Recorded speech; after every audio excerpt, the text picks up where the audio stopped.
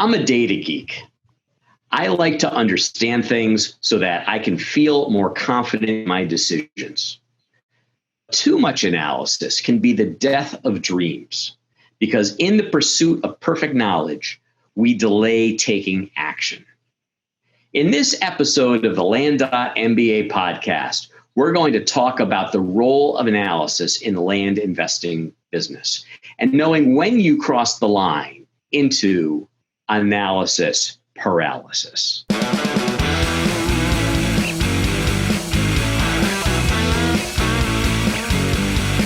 Welcome to the Land.MBA Podcast, where we go deep into the business of land investing. Analysis paralysis. Boy, that's never happened to me. No, I bet not. Never. It's like which state, which county, what type of land. All right, I'm pricing these blind offers. Man, I think, oh gosh, they're never going to accept this. It's too low. Should I do 35%, 20%, 15%? Percent of what? Do I really understand what market values are? Maybe I should analyze this market. Maybe I need to distinguish between the inland land and the land that's on the lakefront because they're very different in their values. Oh, how many comps should I put into Price Boss? 100? 20? 1,000? How much is enough? Just shut up and let the damn mail fly. Well, there is a level of analysis in every situation that I think is quite appropriate. Yeah. And too little is not a great idea, and too much is very much a bad idea. Absolutely. At heart, I'm a military guy, and I fall back on some military principles. And so as old George Patton said, a good solution applied with vigor now is better than a perfect solution applied 10 minutes later. So action. It's got to be action. So if you're looking for 100% confidence, you're missing the market. Bill Gates said that he's got his own quotes that said similar things. It's like, I look at 80% solution. When I hit 80%, I take action. We see it in the development of product now. It used to be that when you developed a product, you would go out and you would do market research and you'd figure out what the market wanted and you build your product plan. And this is your phase 1 release. And this is your phase 2 release and your phase 3 release. Doesn't work that way anymore. Now you create something called the minimal viable product. You get it out there and you let the market give you feedback. The market tells you what they want. You don't have to guess anymore. So it's all about moving fast, getting something out there and letting the market talk to you so that you're not guessing. So how much analysis is the right amount? It depends on the situation. But again, if you're waiting for 100% confidence in a decision, you're waiting long. Yeah, absolutely. It is difficult, especially if we're talking about, let's say pricing mailers. It can be a little bit nerve-wracking in figuring out, am I overanalyzing this and spending way too much time and essentially killing my model because I'm spending so much time doing it versus being too flippant about it? It's the balance between ready, aim, and never firing, or ready, fire, aim. Sometimes that's good. But finding that balance in life is not always easy with a lot of things, not just buying land. Yeah. And certainly pricing is a great example. So if you're using a tool like Price Boss, you can bring a lot of data into the model and churn out an analysis based on a lot more data than you could if you were just kind of, copying and pasting it onto a spreadsheet. But how much do you really need? So the two words you got to always remember in analysis: diminishing returns. Yeah. At some point, you're just putting more information in there, but you're not getting a real return on the level of effort and time that you're investing in that additional confidence level. So, do you need 1,000 or is 200 or 300 or 200 or 300 comps enough to have confidence in the marketplace? Probably 200 to 300 are enough. And why? sometimes even less than that. I mean, I've tested it with Price Boss, where I did a couple of hundred comps in an area, and then I just did 20 or 30. And my median price per acre came out on about a $10 per acre difference. It's not going to make a hill of beans of difference in your offers.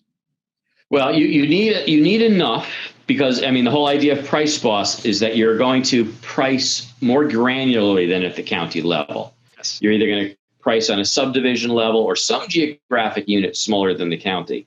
And so you need to have enough data that you've got data points in each one of those geographies. That's how much you need, and no more. Right, exactly. And I was in one geography, so you could do a different geography and come out with a little bit different numbers. But the point is, diminishing returns. Exactly. Now, when you're doing pricing for blind offers, it's a really good example, because the way I like to say it is, if you want to maximize the percentage of offers that you send out there that can convert. Ultimately, that's what we want. We want conversions. And we will get more response rate, more conversion out of our mailings if our pricing is more accurate for that particular property. So what we want to do is we want to get as accurate as we can possibly get without killing ourselves.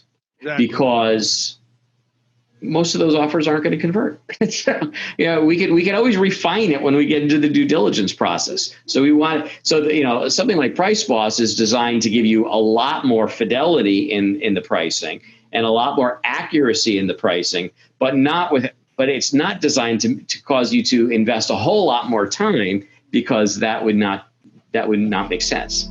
Is it just me, or is it getting harder and harder to count on a job for our financial security? Who would have ever believed that we would go from the lowest unemployment in 50 years to 40 million people unemployed?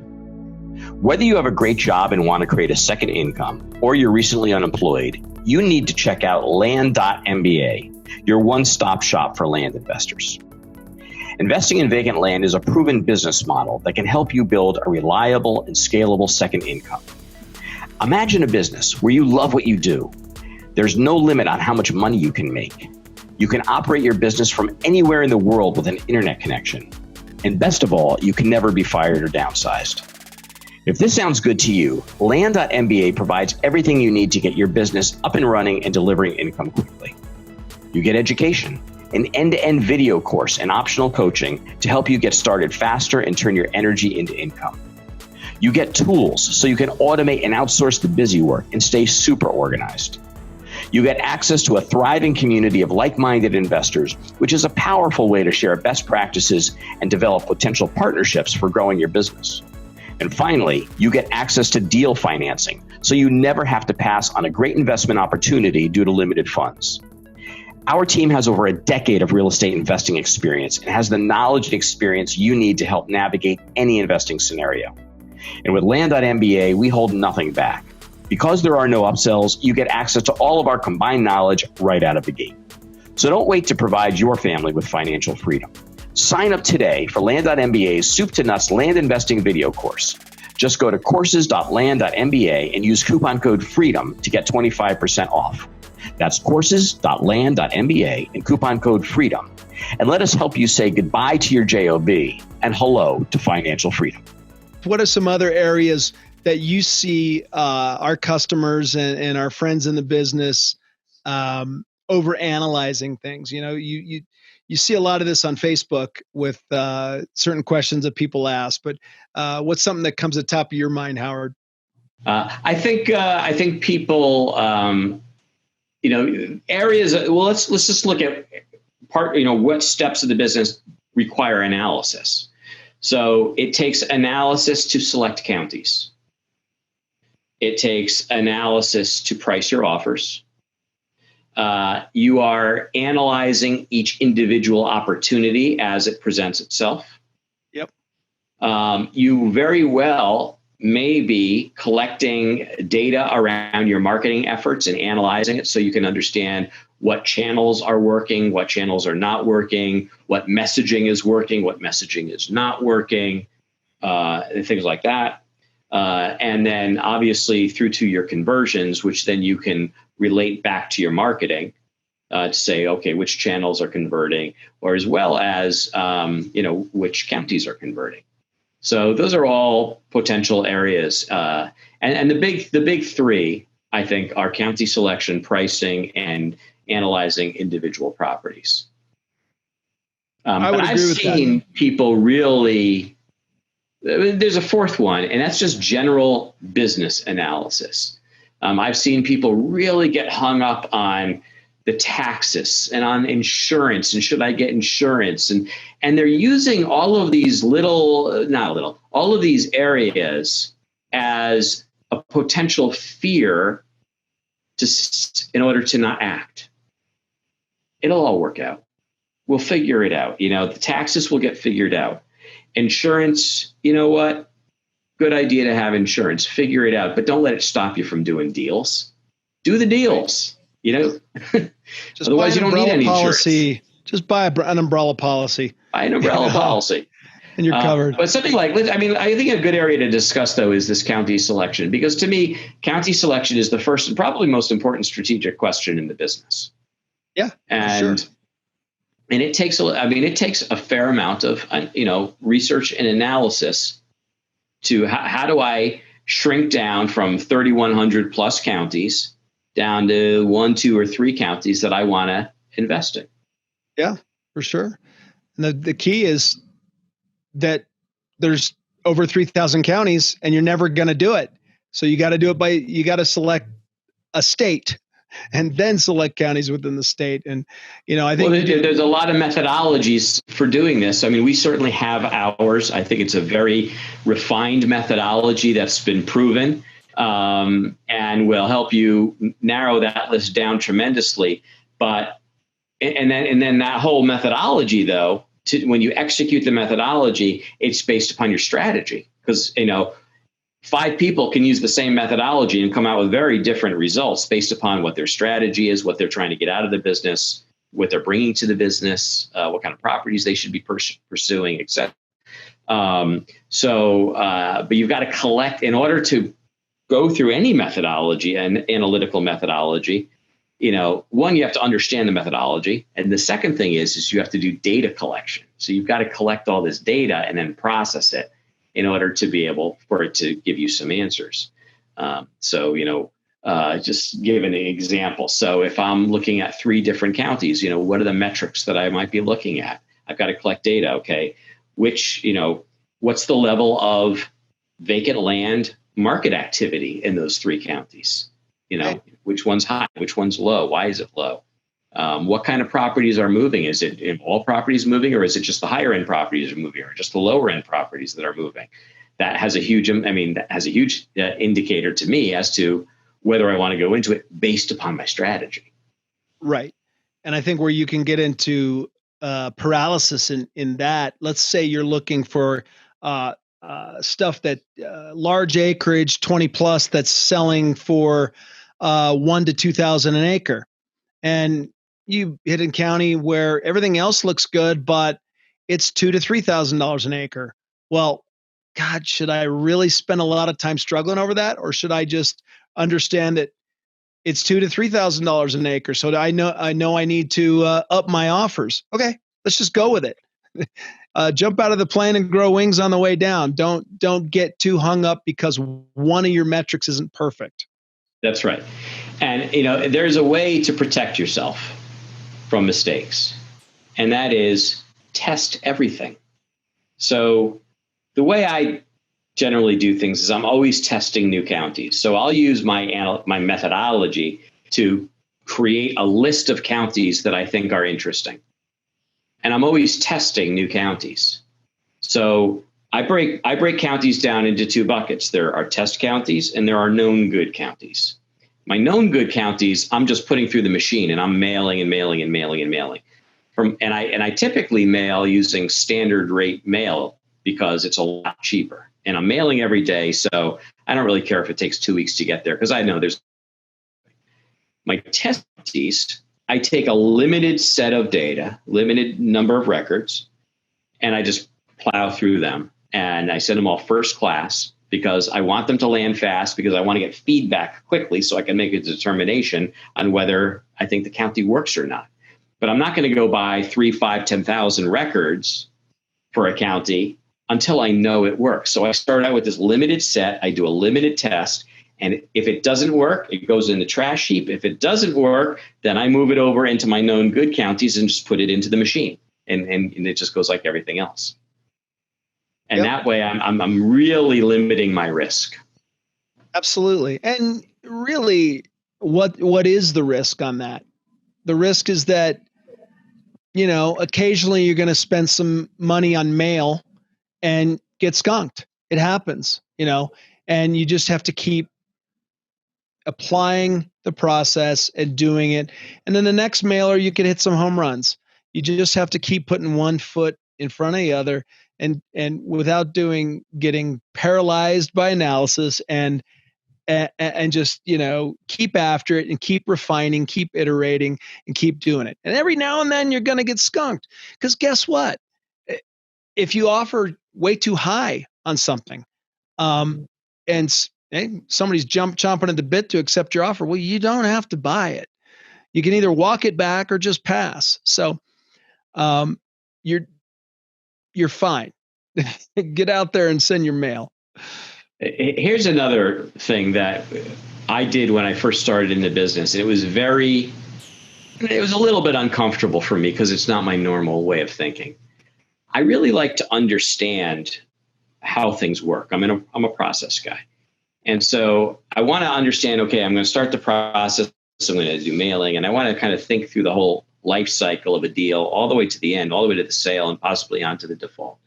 Because I know that it's possible that I might do something in the beginning of the process that could have an adverse effect later in the process. So I really like to understand it, full length. But I didn't do that in the land business. I came in and I said, all right, at a high level, I can see the steps. I pick a county, I get a list, I price the list, I mail the list, I do due diligence on properties, I close on properties, I market properties, I sell properties, and in some cases I default on properties. So 9 steps in the business. And what I did is I said, right now I'm in, from county, let's just call it mailing. Mailing has those 4 steps: county selection, getting a list, pricing the list, and mailing. And I put all my energy into that. I didn't worry about any of the next steps. I said, I'm going to master this. And that's what I did. And I got mail out the door.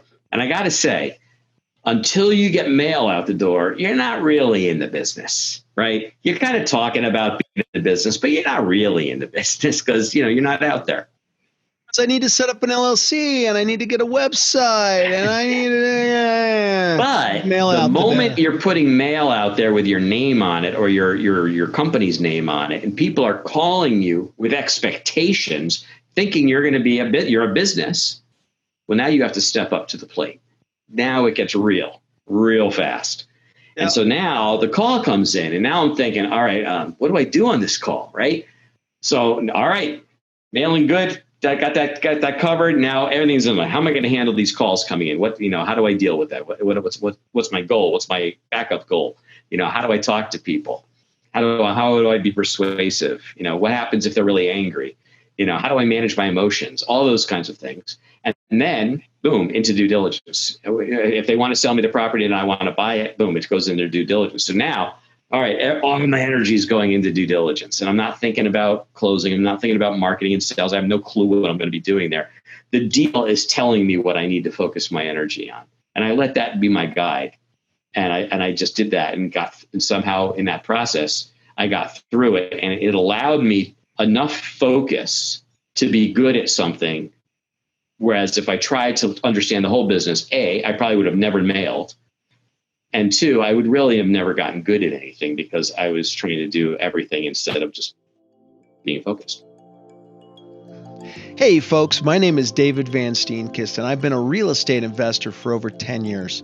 I've used lots of different tools, but none of them has done for my business what LandSpeed does. LandSpeed covers every step in the land investing process, from ordering mailing lists to marketing, sales, and closing the deal. What I really like though is it anticipates my needs. When I think, oh, I wish I had a quick and easy way to evaluate return on investment on a potential property, look no further, LandSpeed does it. If I want to edit a deed after LandSpeed creates it, it can do that too. Most systems just stick you with a PDF that's uneditable and you got to go back into the system and edit the fields and do whatever you need to do, and it's a real pain in the rear end. LandSpeed simplifies it. If I want to send 1 or 5 or even 40 neighbor letters at the click of a button, bam, LandSpeed does it. But even with all that inherent capability, you get access to LandSpeed Community, you get weekly mastermind calls, and you get the best mailing rates in the business with no volume commitment, which is freaking awesome. Because if I just want to pop one contract to somebody, I don't have to pay $1.50. I still pay the bargain basement rate. And on top of that, customer service is stellar, quick, and they just do a great job. I've been very, very happy, very pleased with it. And look, I've been running my business on LandSpeed for over 2 years. So take it from me. If you're serious about your land business, then check out LandSpeed at facebook.com/landbizautomation. That's land, B-I-Z automation. And if you want $100 off, tell them you heard it from me, David Van Steenkist, on the Land.MBA podcast. There's plenty of other subjects we could talk about. You know, I mean, I get question. One of the questions, maybe we can just talk a little bit about this and then wrap it up. But one of the questions I hear a lot is, you know, should I allow people to make improvements and or to live on my property that I sell on terms? Probably could make a whole podcast out of that too. You know, I hear a lot of, but people really get paralyzed on this thing, and for good reason. You're taking some risk, because if they default, if they're living out there, it's much harder to get them off the property. And in some states, some counties, it's even harder because they've got very lenient squatters rules. You know, for a long time, I went where I didn't care if they're going to improve the property and make the payments, fine. And I had a guy actually run power to the property and then default. So I ended up doing very well on it. But I've heard some horror stories out there too, where people squat and they've had a hard time getting them off. So what are your thoughts on that? And then we'll just kind of close on that topic. I think that this is where having a coach really helps. But, you know, whether, you know, let's just use that example. Should I allow somebody to build or improve the property while they're making payments? The answer is maybe. It depends on the situation. So if you want to be able to move quickly, the way this is just the way that my mind works is have a set of rules that that guide your business. And my rule is that the answer is no, you can't build on the property. Now, that doesn't mean that I'm not willing to break the rule. You know, I think rules are made to be broken, right? But my rule, my default position is on that particular issue is no, you can't do this. And as I go into business and I think about all these kinds of questions, you might even want to write them down so you've got a list of those questions and figure out what your rule is. And these are all your default positions. This will also help you a lot if you're using VAs, because their answer is that. And if they want to do anything, or if the customer's asking anything that violates any of those rules, they know they have to come to you and ask for permission, and you kind of look at it on a case-by-case basis. So I don't believe in inflexibility, but rules will make things go a lot faster, and then you're only dealing with exceptions from time to time. That's awesome. Well, Howard, I think we're just about out of time, and I'm not paralyzed. I'm moving good. So thank you for the insight, brother. And Okay. I bid you adieu. Is there anything you want to finish out with? Well, I think you covered a number of areas that just really reinforce the value of coaching.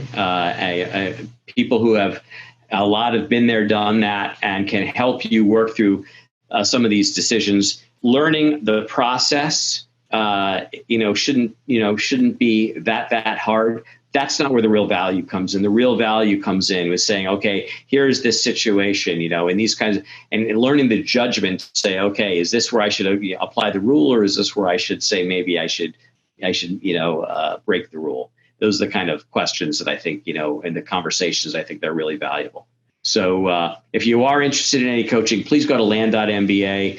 There's a button in there. You can set up a 30-minute discovery session. We'd love to talk to you, and we'll see if it's right. Absolutely. And guys, if you're an experienced investor, but you got a few topics that you need some help on, we've got a small consulting pack as well. We found that the market has been asking for that, so we're providing it. We'll talk to y'all soon. Adios. We hope you enjoyed this episode, had a bit of fun, and walked away with some actionable insights that you can apply to your business. Dave and I have got some great content and interviews planned, so don't forget to rate and review, and of course subscribe to this podcast on iTunes, Google Play, Stitcher, or wherever you get your podcasts. If we mention any interesting links or tools, you'll find them in the show notes. To learn more about Land.MBA, visit our website at, wait for it, Land.MBA. See you next time on the Land.MBA podcast.